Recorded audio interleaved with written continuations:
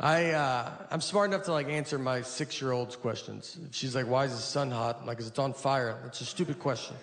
And I tell her that, all right? Because I know that she'll be smarter than me next year and then just for the rest of her life. So I am really sticking it to her while I can. I know nothing about like adult stuff that you're supposed to know about. Global warming, that's one that everybody yells at you about. And they're like, you better do something. I'm like, I'm so tired of it. Let's do it. I'm like, I barely made it out of high school. I don't really know how rain works. So why don't you let me figure that out, and then I'll do global warming, you know? But I've seen it rain without clouds. Where's that water coming from? So I'm pretty swamped with this rain stuff right now, but once I get to the bottom of that, I'm gonna do global warming, and I've got some pretty good ideas, you know? We recycle, you know, and we recycle because of my wife. It's her, she gets all the credit for that. I would never recycle if I was by my, I don't do it if she's not looking at me. So I would never do it if I was alone. I looked up a list of like, all right, like what are you supposed to do for global warming as an individual? And it was a big long list, but the first thing on the list was my favorite. It just said, just talk to your friends and family about it. Think about your friends and family, like not the ones that are the good ones close. Think about how far out it goes. Just when you guys get together, like, do you mind if we talk about global warming for a little? I just thought this would be a good time to get into it.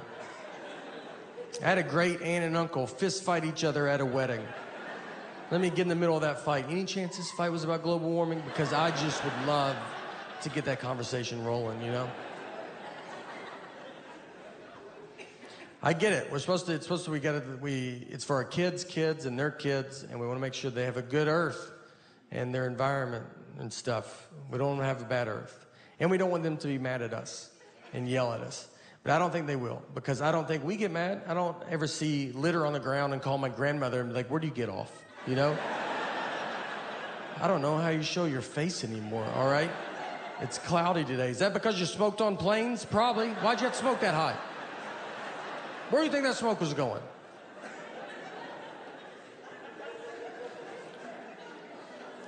We did stuff as a kid. I did Earth Day as a kid. I think they still do Earth Day.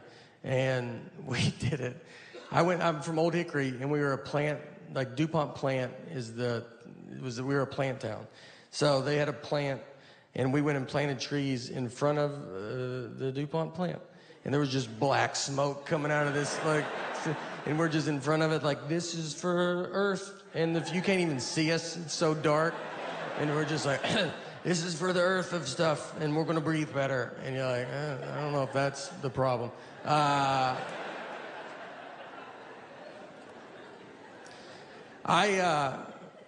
Here's what I'm doing for, you know, my daughter's future environment is, what I decided to do, they say we won't have water. So I put a bunch of buckets outside to collect water. And when she turns 18 and she's like, do I get money? I'm like, something a little better than money. Bet you've always wondered what those buckets were doing outside. Well, they're all yours. And that's for your kids and their kids. Everybody gets a bucket of water.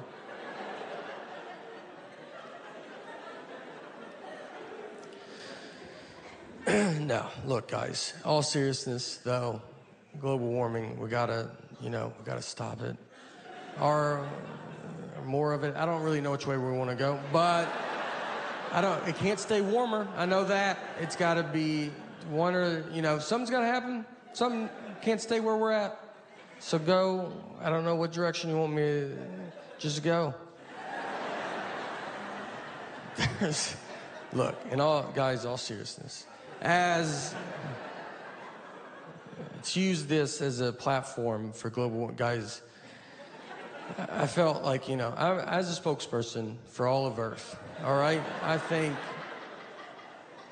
I'll give you a message that I don't think no one will give you, and I'm here to say that we're doing fine. So just relax. We're in a time where everybody yells at you and everybody's bad. We're doing great, all right? I did some research, and I was like, let me look at the other planets. Let's see how good they're doing. And I don't want to, I mean, it's unbelievable. They're nowhere right now. Some of them have too many moons. That's how stupid they are. And so let's calm down, all right? We're so much farther ahead. I mean, they haven't started and we're almost done. So let's celebrate being first. Don't be sore winners.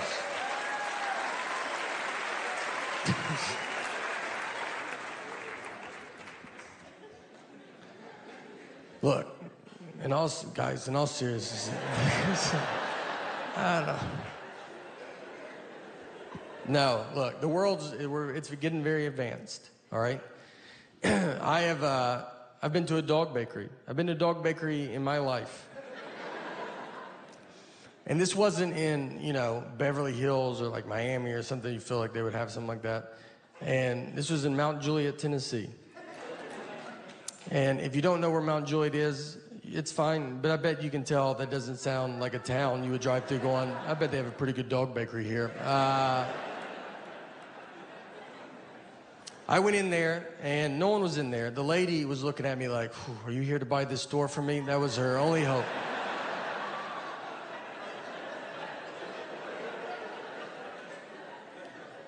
I talked to her. She had some time on her hand, excited to talk.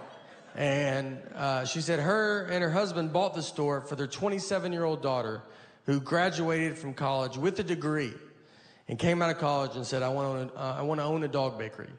I want to make cakes for dogs. Which if I asked my 6-year-old what she wants to do when she grows up, I think she'll tell me she wants to make cakes for dogs. And I'm going to tell her that she can do whatever she wants to do, hoping she doesn't turn 27 and go, let's talk about those cakes for those dogs. And maybe they're usually busy. Maybe I was on there on a slow dog birthday day. I don't know, all right? She told me everything was organic, and I was like, that's good. That's what I like to hear, all right? This is for that dog that's outside licking gum off the sidewalk right now. And if anybody deserves organic food in our house, it's not this little girl. I'm not going to waste it on her. It's for that dog that's wandered out in the highway because it doesn't know what cars are.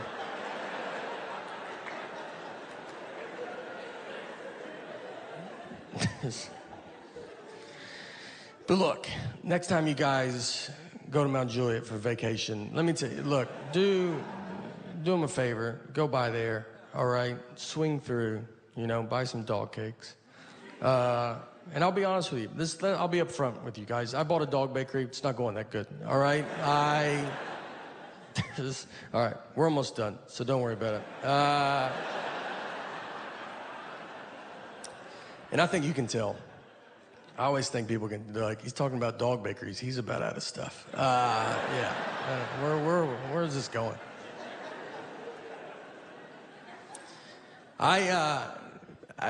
First, thank you. I can't thank you enough for coming out tonight. It means the world. And I've been this is how I've been closing shows on the road, and I want to close my special with it. I'm assuming that people saw the Netflix, the stand-ups, the little half-hour. Thank you. Thank you for watching it. Thank you for coming out. So some stuff's happened since that special, and I want to give you some updates to a couple stories I told on that special. And if you haven't seen it, I'll walk you through it. Don't, think you're going to be lost. And I think you've seen what I've talked about. I bet you're like, I bet we'll catch up quick. So the first update is about the Cape Fear Serpentarium. And if you haven't seen it, you could pause it right now and go watch it. But you might be like, I can't handle really much more of you. But if not, I'm going to walk you through it, or maybe just a reminder. But a very quick, unfunny version is I went to Wilmington, North Carolina, to a guy's house, and he had a bunch of snakes, lizards, and a crocodile. And when I was there, a crocodile got out, and a lady wrote a TripAdvisor review about it. That's the very quick, unfunny version. If you haven't seen it, don't think that's all it takes to get a Netflix special. So the first thing is the lady that wrote the TripAdvisor review messaged me after the special came out. And if you write a review on TripAdvisor, you can see how many people look at it. And it jumped 50,000 views the day the special came out. So, but she did not know this for a couple of days. So, I mean, she was like, I'm crushing it as a reviewer, all right? I swear. I'll bring your place. You better treat me right, Applebee's. I'll bring this whole place down.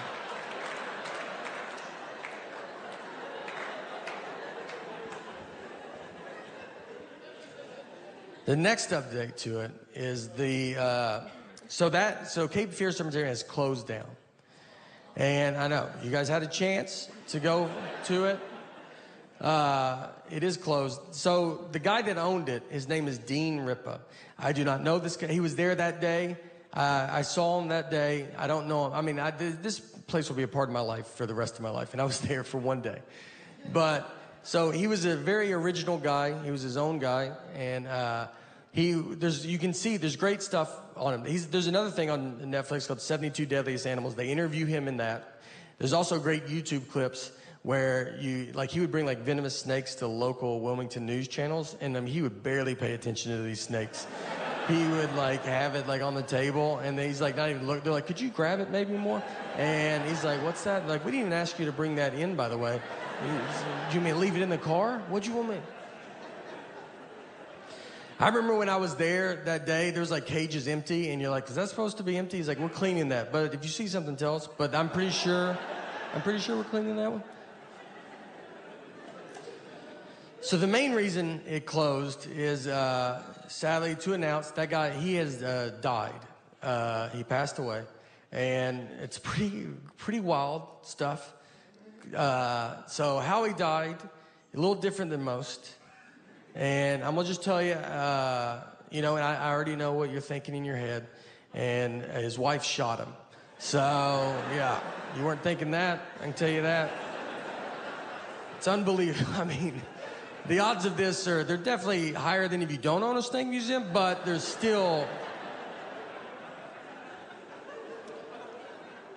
it's insane. So this all happened after we taped the stand-ups. And so I was telling an audience who would guess like how he died. And so I'm gonna just tell you the guesses where people, a steak got him, good guess. Crocodile ate him, solid guess. Someone yelled cancer once, and I was like, what? Like, I don't know if I'd present it like this if I knew the answer was cancer. Let's go around the room, everybody. Guess how he died. Cancer? That guy got it. That was a good guess,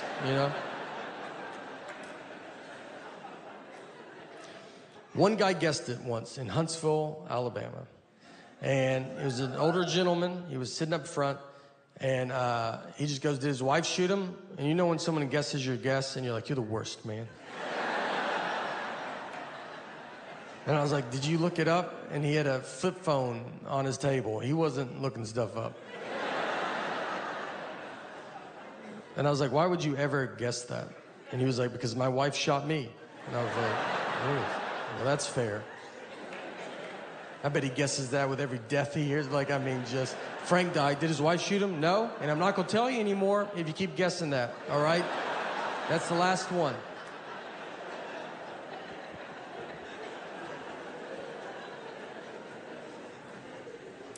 The final update, that's what this next, the special after this is going to be just just all updates. And it'll be some that you don't even know. You're like, remember my car didn't start? You're like, who is this update for? I like to drink iced coffee with milk. And